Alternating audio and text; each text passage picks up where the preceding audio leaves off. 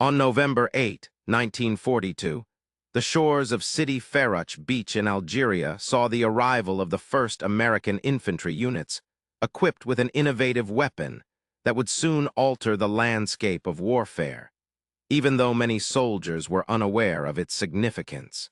Amidst the crates labeled "Secret" was a shipment of 5,000 Mohn rocket launchers, later nicknamed bazookas, that would ultimately reshape German armored strategies within just 18 months. This rudimentary tube, which cost only $25 to manufacture, would dramatically change the dynamics of tank warfare, making it possible for any infantryman with minimal training to operate a powerful anti-tank weapon. The story began on May 6, 1942, at Aberdeen Proving Ground in Maryland, where Colonel Leslie Skinner and Lieutenant Edward Ulrich were present for a demonstration of various anti-tank weapons. The device that would become the bazooka was hastily assembled from materials found on site earlier that morning. According to official records from Aberdeen Proving Ground, Ulrich had spotted a steel tube of appropriate diameter in a scrap pile, and makeshift sights were fashioned using wire coat hangers bent with pliers. The assembled generals, including Major General Glaydon M. Barnes, Chief of Research and Engineering, initially showed little interest in the simple apparatus. However, the demonstration proved to be pivotal. 5 different British-designed spigot mortars fired at a moving M3 Stuart tank from 150 yards, but failed to hit their target. The complexity of sighting systems and maneuverability issues made these heavy weapons challenging for crews to operate effectively. In contrast, Ulrich's device performed remarkably well. As recounted in Army Ordnance records, he wore a welder's mask for the first shot, anticipating potential backblast hazards.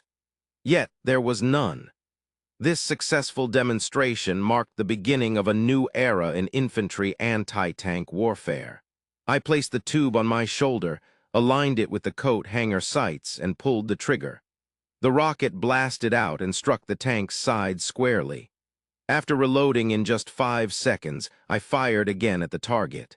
General Barnes inspected the weapon and reportedly remarked that it looked like Bob Burns' homemade musical instrument. Within minutes, Barnes ordered 5,000 units for immediate production. General Electric factories commenced manufacturing within weeks. By October 1942, both General Electric and other contractors were producing 5,000 bazookas per month.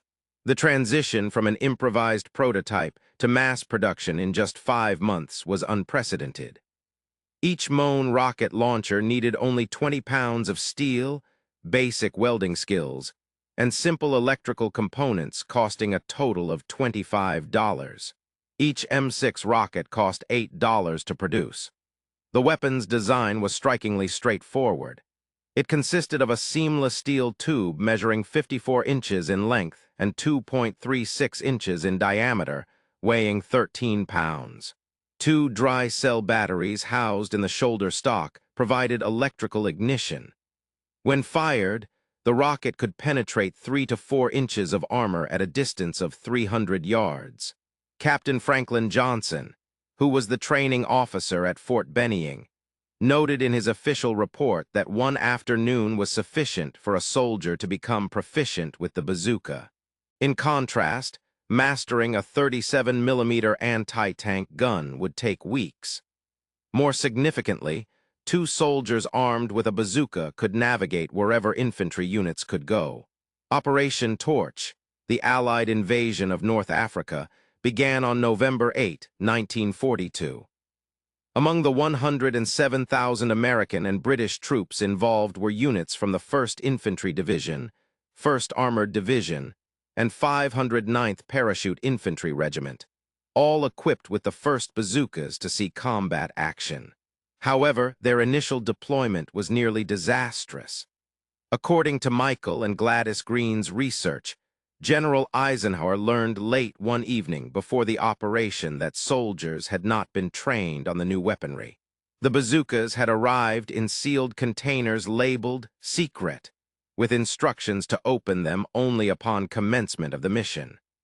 No instructional materials were provided alongside the equipment. As documented in the after-action report by the 1st Infantry Division, soldiers had to figure out how to use these weapons while under enemy fire. Many early M6 rockets that had been damaged during their sea journey failed to launch properly or detonated prematurely. The 509th Parachute Infantry Regiment reported that only 7 of their first 20 rockets fired in combat operated correctly. Despite these initial challenges, some units managed to achieve success with the weapon. An entry in the 1st Armored Division's combat log from November 10, 1942, notes an anti-tank team destroyed 2 Vichy French Renault tanks near Port Lot using the new rocket launcher, demonstrating its effectiveness when functioning properly. German forces captured American bazookas during the Battle of Kasserine Pass between February 14 and 24, 1943. When elements of the Afrika Korps 10th and 21st Panzer Divisions overran U.S. 2nd Corps positions in Sidi Bouzid, they seized significant quantities of equipment from the retreating American forces. German military records indicate that 5 intact Mohn bazookas and approximately 20 M6 rockets were sent to Berlin for analysis. The Wehrmacht weapons testing facility at Kummersdorf received these weapons on February 28, 1943. Technical assessments conducted by German engineers in March 1943, now available in the Bundesarchiv, reveal their evaluation of the American rocket launcher. They noted that it offered a straightforward solution for infantry anti-tank capabilities. The weapon weighed 6 kg and required minimal production resources to manufacture. It could penetrate 80 m armor at a distance of 100 meters. Recognizing its potential, German forces promptly began developing their own version, increasing the warhead diameter from 60 m to 88 m. By September 1943, the Racket and Panzer Boxer 43 Panzerschreck entered production. According to German production records, they manufactured approximately 289,151 Panzerschrecks during the war, a significant number, but still far fewer than the total American output. Operation Husky, which began on July 10, 1943, marked a turning point in the development of the bazooka as an effective weapon system. American troops were equipped with the enhanced M1A model, featuring improved electrical contacts and the more dependable M6A rocket. The most significant success involving the bazooka occurred near Biscari in July 1943 during the Sicilian campaign. According to U.S. Army Ordnance Observer reports, a team from the 82nd Airborne Division, utilizing an M1A bazooka, managed to hit and penetrate the driver's vision slot of a Tiger tank, one of its few weak points. Although this was an exceptional feat rather than standard performance, it highlighted the weapon's capabilities. The War Diary of Hermann Goering Panzer Division on July 11, 1943 noted, "Enemy infantry armed with rockets capable of destroying armor from distances of 100 to 150 meters. Tank commanders were advised to be more cautious in urban areas as a result." Colonel James Gavin, who led the 505th Parachute Infantry Regiment, stated that the bazooka had instilled confidence among American infantrymen when facing enemy armor. He added that in Sicily, they destroyed 17 German tanks using bazookas, emphasizing that the psychological impact was even greater than the physical damage caused. During the Italian campaign, which began in September 1943, the bazooka transitioned from a dedicated anti-tank weapon to a versatile solution for various combat scenarios. The hilly terrain and ancient towns offered optimal conditions for its use. A battle at Autana in December 1943 showcased the weapon's adaptability. Canadian military records indicate that bazooka teams employed techniques such as creating passages through buildings instead of risking street engagements, demonstrating innovative tactics. According to the War Diary of the 1st Canadian Infantry Division, American rocket launchers were invaluable during urban warfare, particularly effective against fortified houses. By January 1944, American production had reached a monthly output of 20,000 bazookas. The M9 model was introduced, featuring an airborne-friendly breakdown design and magneto-ignition that eliminated the need for batteries. Additionally, the M6A3 rocket with its blunt nose prevented deflection from angled armor. Fifth Army reports from the Italian campaign confirmed that every infantry battalion now had between 24 to 36 bazookas, making it standard equipment alongside machine guns. The widespread adoption of the weapon compelled significant revisions in German armored tactics. In December 1943, Wehrmacht Training Directive 43-18 was issued, mandating that tanks must not enter urban areas without infantry support. All structures within a minimum distance of 100 meters must be cleared before any armored advance. Additionally, it required the maintenance of skirts and side armor on all vehicles. German tank crews started reinforcing their vehicles with extra track links, sandbags, and concrete for enhanced protection. The Zimmerit anti-magnetic paste applied from December 1943 to October 1944 was partly a reaction to shaped charge threats. A document captured from the 2nd SS Panzer Division in March 1944 revealed that American rocket launchers were present in every infantry unit, rendering speed and shock tactics ineffective. Consequently, methodical advances with infantry screening became necessary. By D-Day on June 6, 1944, the bazooka had become an integral part of American infantry organization. Among the 156,000 Allied troops who landed in Normandy were thousands of bazooka teams equipped with the latest M9 Aeon model featuring an optical sight. The bocage country of Normandy, characterized by dense hedgerows that created natural defensive positions, was particularly well suited for bazooka deployment. First Army records indicate that within 6 weeks following D-Day, bazookas accounted for 12% of German armored vehicle losses in the American sector. The after-action report from the 29th Infantry Division for June and July 1944 noted that bazooka teams operating in hedgerow terrain achieved high success rates against enemy armor. German tank crews became increasingly reluctant to advance without extensive infantry reconnaissance due to these tactics. German production records illustrate the industrial reality behind their response to the bazooka threat. The Panzerschreck, despite being technically superior with its 88 warhead capable of penetrating up to 160 of armor compared to the bazooka's 100 penetration capacity, was more challenging and time-consuming to manufacture. According to production data from both German and American archives, the Panzerschreck weighed 24 pounds, required 18 man-hours for production, and cost 150 Reichsmarks.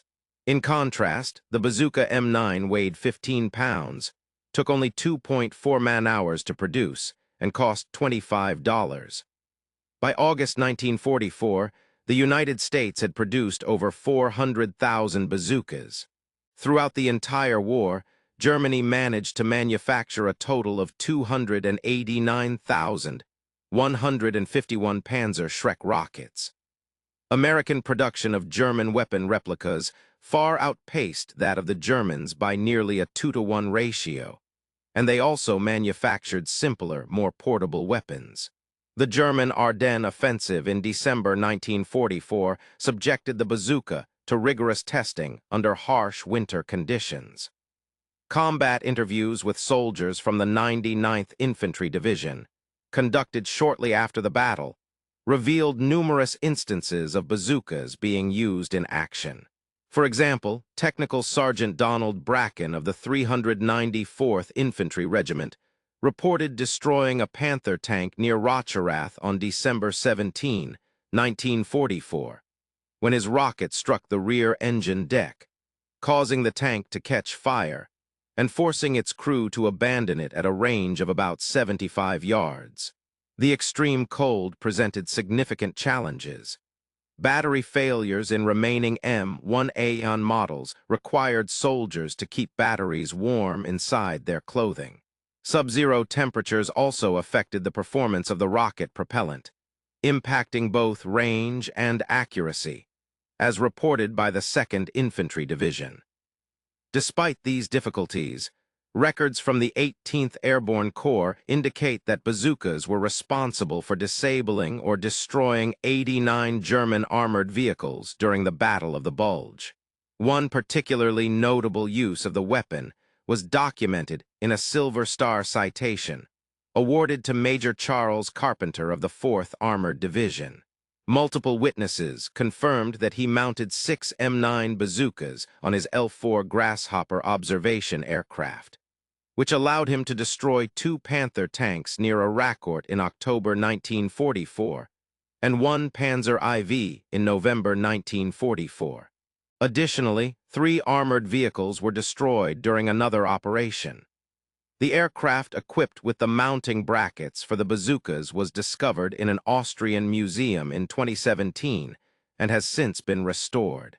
Carpenter's innovation highlighted the versatility of the weapon beyond its conventional infantry use.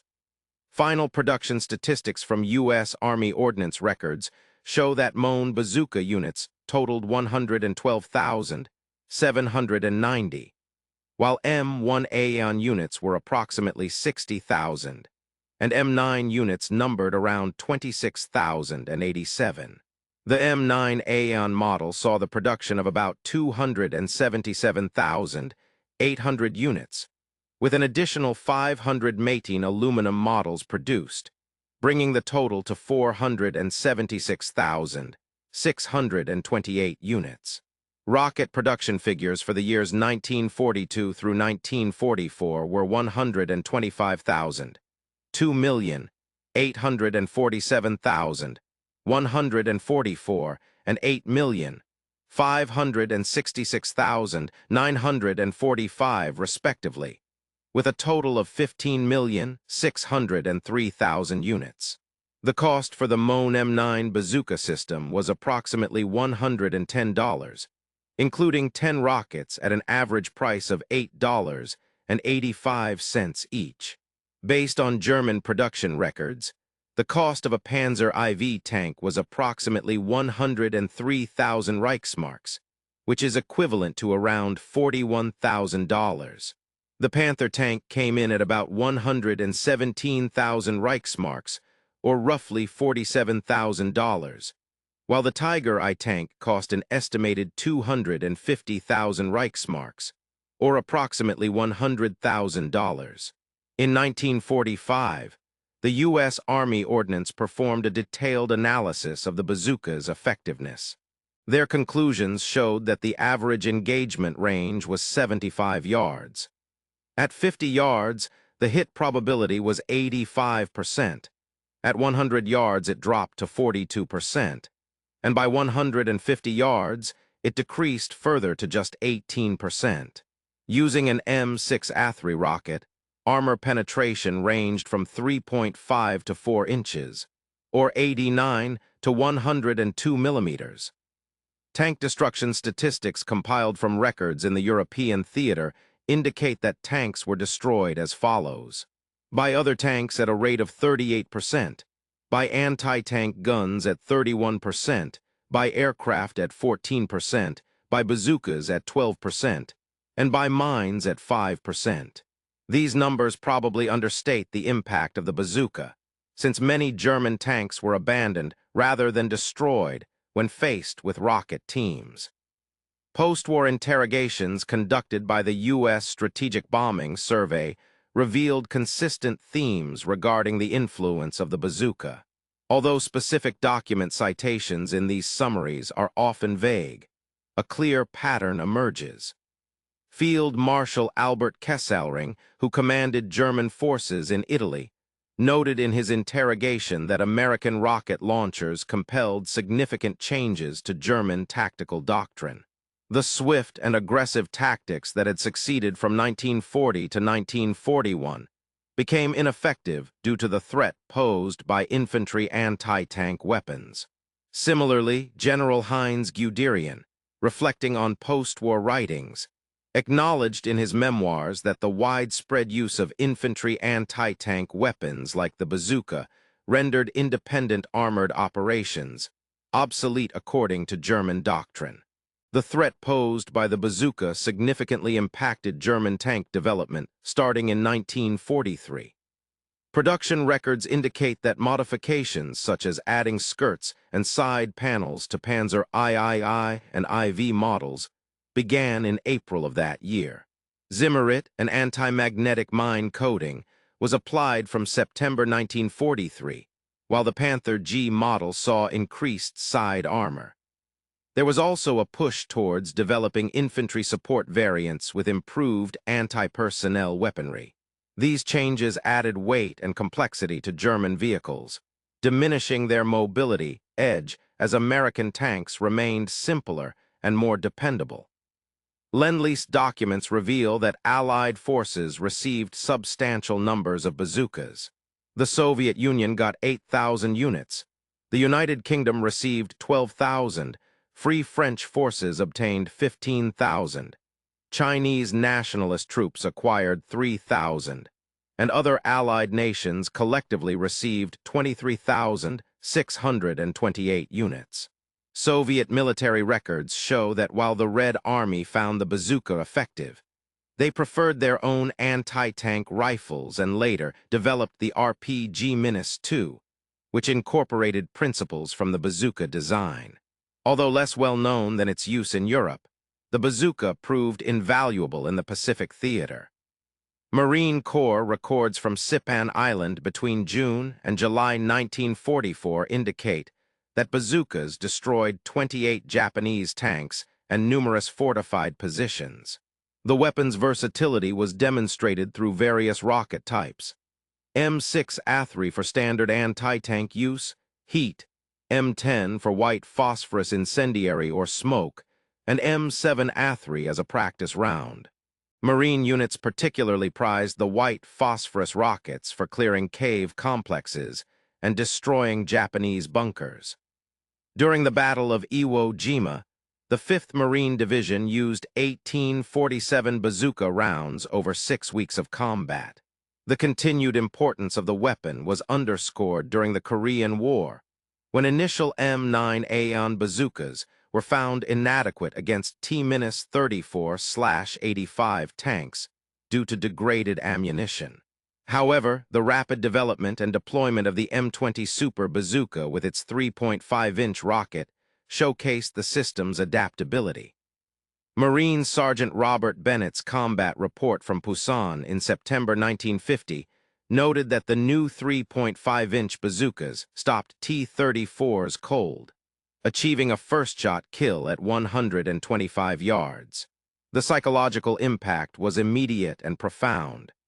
This swift transformation, from identifying an issue to deploying a solution within 90 days, highlighted the versatility of the straightforward bazooka design. The weapon encapsulated American industrial principles during World War II, characterized by manufacturing simplicity. Factories with basic welding equipment could produce the tubes without needing specialized alloys or intricate machining processes. Assembly took just 2.4 man-hours per unit, and workers needed only 2 days to learn how to assemble them efficiently. By 1944, each U.S. infantry company was equipped with 5 bazookas, while every battalion had between 25 and 35. Ammunition was readily accessible through established supply chains. In contrast to the German approach, which prioritized technical excellence over mass production, the Wehrmacht's reliance on complex, high-performance weaponry limited both manufacturing capacity and field maintenance capabilities. Training records from the U.S. Army show how the bazooka revolutionized infantry doctrine by 1943-1945. Before its introduction in 1941, anti-tank training focused mainly on ineffective anti-tank rifles against medium tanks, supplemented by suicidal close-range attacks with anti-tank grenades and desperate measures like Molotov cocktails. Post-bazooka deployment from 1943 to 1945, every infantry soldier received a 2-hour basic course in bazooka operation. This training emphasized coordinated anti-tank defense and new tank hunting tactics. Infantry school reports documented the psychological impact of the weapon on soldiers, who no longer felt panic when facing armor, but rather developed confidence and aggression against tanks. Combat units further innovated with the bazooka, as evidenced by after-action reports from various theaters. For example, in urban combat during Italy's Cassino campaign involving the 3rd Infantry Division, 2-man teams operated from upper floors to target tank vision blocks and turret rings. In Normandy, soldiers from the 29th Infantry Division used concealed positions within hedgerows to aim at a tank's side and rear armor, executing coordinated multi-team ambushes. Winter warfare saw tactics such as warming rockets inside clothing for snow camouflage, targeting engine compartments with fire kills, all while demonstrating remarkable cost-effectiveness. Army ordnance analysis further confirmed the weapon's value in terms of its production efficiency and combat utility. Destroying one German tank with tanks typically resulted in the loss of an average of 2.5 Sherman tanks, amounting to about $187,500 in equipment costs. Using anti-tank guns cost around $45,000 for training and ammunition. Aircraft operations were more expensive, totaling approximately $85,000 when accounting for losses and munitions. Bazookas, on the other hand, required only 5 rockets and occasionally a launcher, averaging about $50 per German tank destroyed. This 1,000-1 cost advantage made bazookas economically transformative. For the price of one Sherman tank, $75,000, the Army could purchase approximately 3,000 bazookas along with 20,000 rockets. The concept behind the bazooka, a simple and portable anti-tank weapon, became a cornerstone in military doctrine. Its legacy includes weapons such as the M72 Law, the T-4, the Swedish Carl Gustaf recoilless rifle, and various Soviet RPG models. More than 40 nations produced their own versions or copies of the bazooka during and after World War II. The core idea of providing infantry with portable anti-tank capabilities remains central to modern military organization globally. At the German Tank Museum in Munster, there is a dedicated exhibit on anti-tank weapons that highlights the American Moan rocket launcher, Bazooka, which revolutionized this type of warfare. The simplicity, affordability, and effectiveness of the bazooka enabled it to be operated by any soldier with minimal training. When captured in Tunisia in 1943, German forces quickly recognized its potential and developed their own response in the form of the Panzerschreck. By the end of the war, every American unit was equipped with bazookas, effectively neutralizing German armored superiority. The Moan bazooka, introduced in June 1942, featured a battery ignition system and had 112,790 units produced. Its successor, the M1A, launched in June 1943, included a reinforced tube with improved contacts, producing approximately 60,000 units. The M9 variant, introduced in October 1943, featured a 2-piece design and magneto ignition, with about 26,087 produced. Further refinements led to the M9A in June 1944, which included an optical sight for better coupling. resulting in approximately 277,800 units being made. Lastly, the aluminum construction mating was developed in April 1945, but only had around 500 produced before the end of the war. The development of rockets coincided with advancements in launchers. The M6 model featured a pointed nose capable of penetrating 3 inches, while the M6A3 had a blunt nose designed to prevent deflection and could penetrate 4 inches. Additionally, there was the M10 white phosphorus warhead and the M7A3 practice round.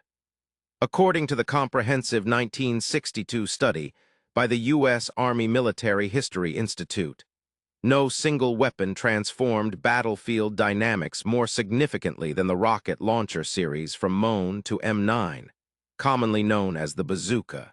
This weapon revolutionized anti-tank warfare by equipping every infantry unit with the ability to counter enemy armor effectively. The Germans subsequently developed their own rocket weapons, thereby validating the concept's strategic importance. In terms of cost-effectiveness, tactical impact, and overall significance during World War II, the bazooka stands out as one of the most influential weapons. Analysis of German operational records underscores its strategic influence. From 1940 to 1942, before the advent of the bazooka, German tanks operated with confidence, often pushing infantry forces back and successfully executing breakthrough and exploitation maneuvers. However, from 1943 to 1945, armor operations required constant support from infantry units, due to the threat posed by hidden ambushes in every building and at every street corner. This shift is documented in German war diaries, illustrating a fundamental change in battlefield dynamics. Production of bazookas exemplified American industrial prowess, reaching its peak in March 1945 with the manufacture of 42,000 launchers and 540,000 rockets. The production process involved 237 subcontractors across 34 states, creating a robust supply chain that was resilient to disruptions such as bombing raids or sabotage.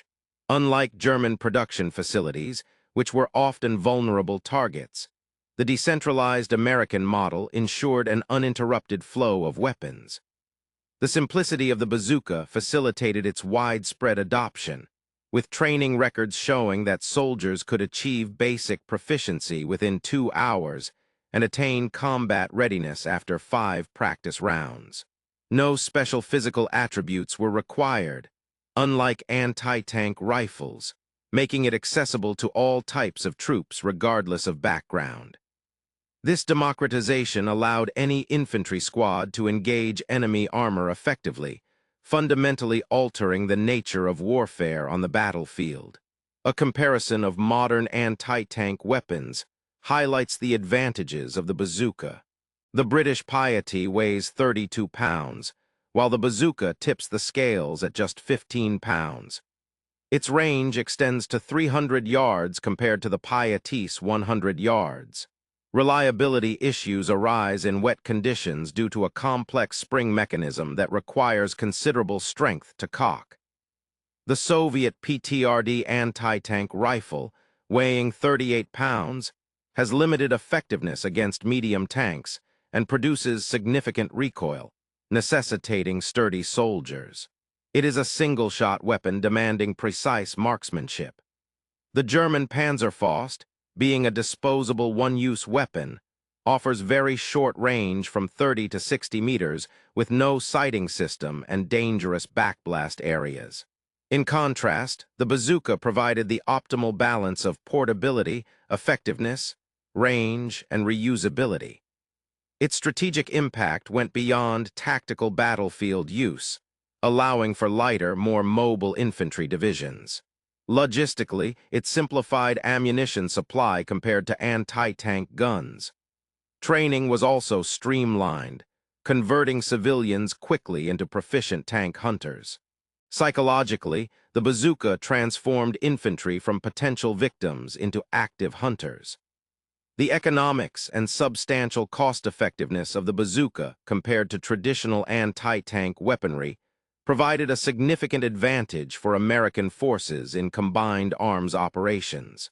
Its success stemmed from its simplicity rather than advanced technology. While Germany developed more sophisticated weapons, America's capability to mass-produce and widely distribute effective but less complex technology proved crucial. By the end of the war, nearly every American infantry squad was equipped with anti-tank capabilities. This extensive distribution of firepower down to the tactical level epitomized American military philosophy, empowering citizen soldiers with powerful weapons and the necessary training. Germany had entered World War II with the most formidable armored forces in the world, their tanks dominating battlefields from Poland to France. However, they were ultimately defeated in part by American teenagers armed with inexpensive steel tubes. The bazooka demonstrated that in modern industrial warfare, the ability to mass-produce and distribute simple yet effective weapons could outweigh technical superiority. It illustrated that innovation did not necessarily require complexity. Sometimes the most practical solution was one that could be manufactured en masse. From WWII's improvised tube with coat hanger sights to a weapon that played a crucial role in defeating Nazi Germany, the bazooka exemplified American industrial democracy at its best. Between May 1942 and May 1945, American factories produced over 476,628 bazookas, along with more than 15 million rockets, fundamentally changing ground combat dynamics. The weapon's impact was both physical and psychological. Physically, it gave infantry the ability to destroy tanks at practical ranges. Psychologically, it transformed soldiers from potential victims into active hunters. German armored forces, which had revolutionized warfare with blitzkrieg tactics, found themselves hindered by the constant threat of rocket teams hidden in buildings, hedgerows, and rubble. The bazooka succeeded through its practical simplicity. It could be quickly manufactured, widely distributed, and effectively operated even by minimally trained soldiers. This combination of simplicity, effectiveness, and mass production encapsulated the American approach to warfare, leveraging industrial might to overwhelm the enemy rather than relying solely on tactical ingenuity. In contemporary times, every military force globally arms its infantry with portable anti-tank weapons that trace their lineage back to the bazooka's foundational concept. The core idea of empowering individual soldiers to neutralize armored vehicles has retained its significance since Lieutenant WWII launched his inaugural rocket from an improvised launcher at Aberdeen Proving Ground in 1942. Beyond being just a weapon, the bazooka embodied democratic ideals through steel and explosives. It demonstrated that American factory workers could manufacture simple yet effective weapons on such a vast scale that they would outmatch Germany's engineering prowess. This validated the belief in the effectiveness of citizen soldiers equipped with formidable firepower. The Germans were stunned to find their elite armored units halted by a modest tube costing less than an average worker's weekly earnings. However, this surprise underscored a crucial aspect of modern warfare. In industrialized conflicts, the nation that can produce and distribute weapons en masse will triumph over one producing superior but limited quantities of weaponry. As inscribed at the former U.S. Army Ordnance Museum, the bazooka exemplified how American ingenuity and mass production could surpass intricate craftsmanship and engineering. From Normandy's beaches to Italy's mountains, from France's hedgerows to Belgium's forests, the bazooka provided American troops with the means to confront German armor effectively. This humble device, crafted from scrap metal and coat hanger wire, played a pivotal role in sealing the fate of Nazi Germany, one rocket after another.